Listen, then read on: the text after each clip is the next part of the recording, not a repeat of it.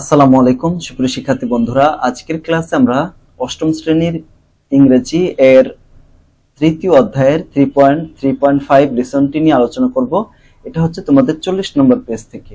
Read the following two text. নিচের দুইটি text পড়ো। নিচে দুইটা টেক্সট দেওয়া আছে, দুইটা টেক্সট পড়তে বলা হচ্ছে।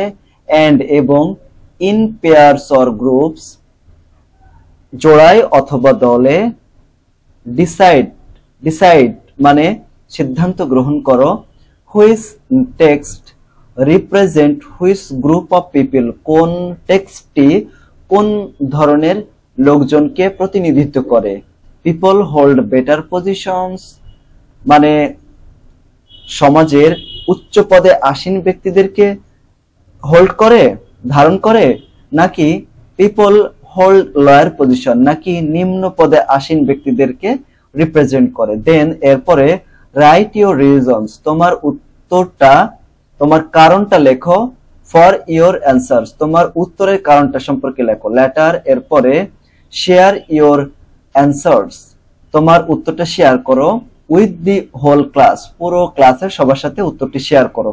তো প্রিয় শিক্ষার্থী বন্ধুরা, এখন দেখো আমরা এখানে যেটা করব, দুইটা টেক্সট পড়বো। দুইটা টেক্সট 1 এন্ড টেক্সট 2, এই দুইটা টেক্সট পড়তে হবে এবং আমরা এটা অর্থ সহকারে দেখব। তারপর আমরা কোন নোটিশটি কাদেরকে রিপ্রেজেন্ট করে সেটা আমরা লিখব। তো দেখো এটা আছে টেক্সট 1। তো টেক্সট 1টা মে মাসে 2023 সালে লেখা, এটা তারিখ দেওয়া রয়েছে। এরপরে নোটিশ দেওয়া রয়েছে, তাই না? অল দি স্টুডেন্টস, সকল ছাত্রছাত্রী অফ আওয়ার ক্লাস, আমাদের ক্লাসের সকল ছাত্রছাত্রী, আর হেল্প বি ইনফর্মড, এত দ্বারা অবগতি করা হচ্ছে বা জানানো যাচ্ছে, দ্যাট যে আওয়ার স্কুল ইজ অ্যারেঞ্জিং, আমাদের স্কুলটি অ্যারেঞ্জিং করছে বা করতে যাচ্ছে, মানে আয়োজন করছে। অ্যারেঞ্জিং মানে কি? আয়োজন। এ পিকনিক, একটা পিকনিকের আয়োজন করছে। এট দি গার্ডেন, গার্ডেন মানে কি?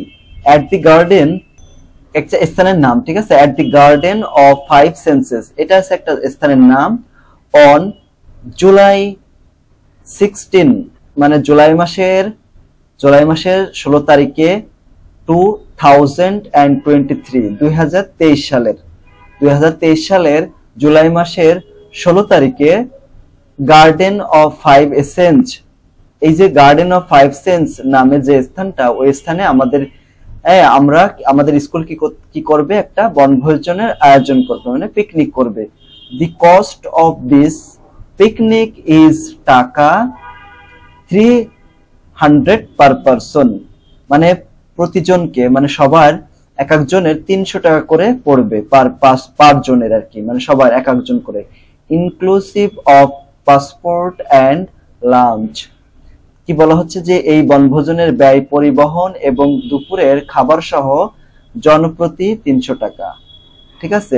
অল ইন্টারেস্টেড স্টুডেন্টস, সকল আগ্রহী ছাত্রছাত্রীরা, are asked to register before the date and submit the fees to the undersigned, বলা হচ্ছে যে আগ্রহী সকল ছাত্রছাত্রীদেরকে ওই তারিখের পূর্বে নিম্ন স্বাক্ষরকারীর নিকট নাম নিবন্ধ করা এবং ফি জমা দেওয়ার জন্য বলা হচ্ছে।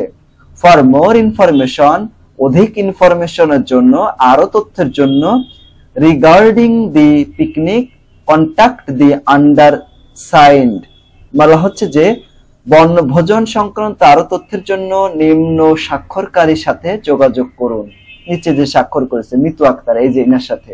স্টুডেন্টস রিপ্রেজেন্টেটিভ মানে শিক্ষার্থীদের প্রতিনিধি, এই যে ইনার সাথে যোগাযোগ করার কথা বলা হচ্ছে। তো এইখানে আমরা বুঝতেছি যে এখানে আমরা একটা টেক্সট 1-এ আমরা একটা নোটিশ দেখলাম, যেখানে ছাত্রছাত্রীদেরকে বনভোজনের আয়োজনের জন্য বলা হয়েছে, যে বনভোজন আয়োজন করা হয়েছে, কারা কারা অংশগ্রহণ করতে চায় সে সম্পর্কে। এরপরে টেক্সট 2-তে আরেকটা নোটিশ আমরা দেখতে পাচ্ছি, একটা লেটার আর কি, যেটা লেখা হচ্ছে 2023 সালের জুলাই মাসের 16 তারিখে। দি হেড টিচার, প্রধান শিক্ষকের বরাবর লেখা হয়েছে Halima Khatun girls high school Bogura. মানে হালিমা খাতুন বালিকা উচ্চ বিদ্যালয় বগুড়া। সাবজেক্ট হচ্ছে request for permission to go on a picnic, বনভোজনে যাওয়ার অনুমতি চেয়ে আবেদন। ডিয়ার স্যার, প্রিয় মহোদয়। উইথ ডিউ রেসপেক্ট, যথাযথ সম্মান প্রদর্শক, we the students of your school would like to draw your kind attention to the fact that we are very eager to go on a picnic। বলা হচ্ছে যে যথাযথ সম্মান প্রদর্শক পূর্বক আমরা আপনার স্কুলের ছাত্রছাত্রীরা এই বিষয়টির প্রতি আপনার সদয় দৃষ্টি আকর্ষণ করতে চাই যে আমরা বনভোজনে যেতে খুব আগ্রহী। We believe, আমরা বিশ্বাস করি, that you will acknowledge that a picnic or day out is a part of schooling। বলা হচ্ছে যে আমরা বিশ্বাস করি, আপনি স্বীকার করেন যে বনভোজন বা একদিনের বাইরে বেড়ানো পড়াশোনার একটা অংশ। স্কুলিং বলতে এখানে পড়াশোনার একটা অংশ। It is not only refreshing but also instructive। এটা শুধুমাত্র এটা শুধু রিফ্রেশিং নয়, বরং এটা শিক্ষামূলকও বটে। ইট উইল হেল্প আস, এটা আমাদেরকে সাহায্য করবে। কিসে সাহায্য করবে? এক্সপান্ডিং আওয়ার নলেজ, আমাদের জ্ঞানকে বৃদ্ধি করার জন্য সাহায্য করবে। And bring joy to our lifes, এটা আমাদের জীবনে আনন্দ আনতে সহায়তা করবে। It will relieve that deathful monotony of our routine life, এটা আমাদের দৈনন্দিন জীবনের বিরক্তিকর একঘেয়েমি দূর করবে।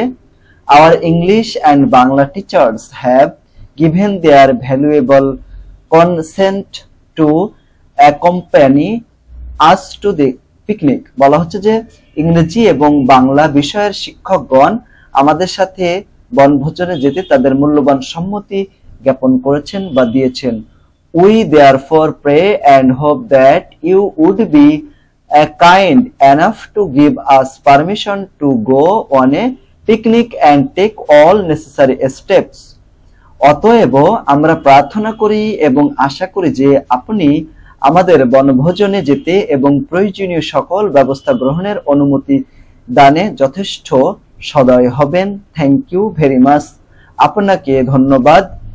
ভেরি মাচ বলা হচ্ছে yours truly, আপনার অনুগত বা বিশ্বস্ত Mitu Akter, on behalf of the students, মানে মিতু আক্তার শিক্ষার্থীদের পক্ষ থেকে মিতু আক্তার। ওকে, তো এইটা আমরা পড়লাম হচ্ছে টেক্সট 2। আবার আমরা টেক্সট 1ও পড়লাম। তো দেখো টেক্সট 2তে আমরা একটু বেশি সম্মানজনক কিছু দেখলাম, তাই না? যেখানে বোঝাচ্ছে যে সমাজের উচ্চ পদে আসীন যারা, তাদের ক্ষেত্রে এইরকম সম্মান প্রদর্শন করা হয়। আর আমরা যারা স্টুডেন্ট তাদের ক্ষেত্রে দেখো একটু তুচ্ছ তাচ্ছিল্য মতো আর কি লেখা, যেখানে অত ফর্মালি লেখা না, একটু ব্যবধান রয়েছে। তো এখন আমাদেরকে বলা হচ্ছে যে দুইটার মধ্যে আলোচনা করতে হবে যে কোনটা হচ্ছে উচ্চ পদে অসীন যারা তাদের ক্ষেত্রে এবং যারা নিম্ন পদে রয়েছে তাদের ক্ষেত্রে কোনটা কোন যে টেক্সটটা রিপ্রেজেন্ট করে।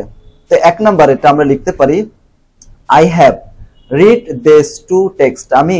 আমি এই দুটি বই পড়েছি, আমি ওই দুইটা মানে এই দুইটা টেক্সট পড়েছি। আই থিঙ্ক, আমি মনে করি text 1 is from the people who hold better positions like school, authorities or picnic or organization or organizers। এটা বলা হচ্ছে যে কি বলা হচ্ছে যে আমি মনে করি টেক্সট 1 উচ্চ পদে আসীন লোকদের প্রতিনিধিত্ব করে, যেমন স্কুল কর্তৃপক্ষ বা বনভোজনের সংগঠন বৃন্দকে। Text 1 is a notice with specific details about the picnic। বলা হচ্ছে যে টেক্সট 1 একটা নোটিশ যাতে বনভোজন সম্বন্ধে নির্দিষ্ট তথ্য দেওয়া আছে। and এবং it is addressed to all the students, so it seems like it's from someone in change। দেখো দায়িত্বপ্রাপ্ত কারো কাছ থেকে এসেছে বলেই মনে হয়। এরপরে text 2 on the other hand seems to be from students। এখানে টেক্সট 2 ছাত্রদের কাছ থেকে এসেছে বলে মনে হয়। ছাত্রদের কাছ থেকে আসতে বলে মনে হয় এখানে টিচারকে যে আবেদনপত্র লেখা হয়েছে ওই লিখেছে কারা? ছাত্রছাত্রীরা, তাই না? ছাত্রছাত্রীরা লিখেছে। আর টেক্সট 1টা লিখেছিল কারা? বিদ্যালয় থেকে প্রোভাইড করা হয়েছে, তাই না? ওটা তাহলে উচ্চ পদে যারা আছে তাদের কাছ থেকে ওই পত্রটা লেখা হয়েছে। আর দ্বিতীয় পত্রটা যারা নিয়ে আমরা স্টুডেন্ট তারা লিখেছি, তাই বলা হচ্ছে it's request for permission and they are addressing the headmaster. তারা প্রধান শিক্ষককে সম্বোধন করেছে। হ্যাঁ, এটা অনুমতির জন্য অনুরোধ এবং তারা প্রধান শিক্ষককে কি করেছে? সম্বোধন করেছে। তাই সুতরাং they are likely in lower positions. সুতরাং তারা নিম্ন অবস্থানে আছে। কারা? যারা হচ্ছে চিঠিটা পাঠিয়েছে। এই যে আমরা ছাত্ররা নিম্ন পজিশনে আছি শিক্ষকদের, তাই এখানে text 2 is a formal letter from the students. Text 2 ছাত্রদের পক্ষ থেকে লেখা একটা আনুষ্ঠানিক পত্র। হ্যাঁ, আনুষ্ঠানিক পত্র, formal letter. They are respectfully asking for permission. তারা সম্মানের সাথে অনুমতি চাচ্ছে এবং তাদের শিক্ষকদের সম্মতির বিষয়টি উল্লেখ রয়েছে।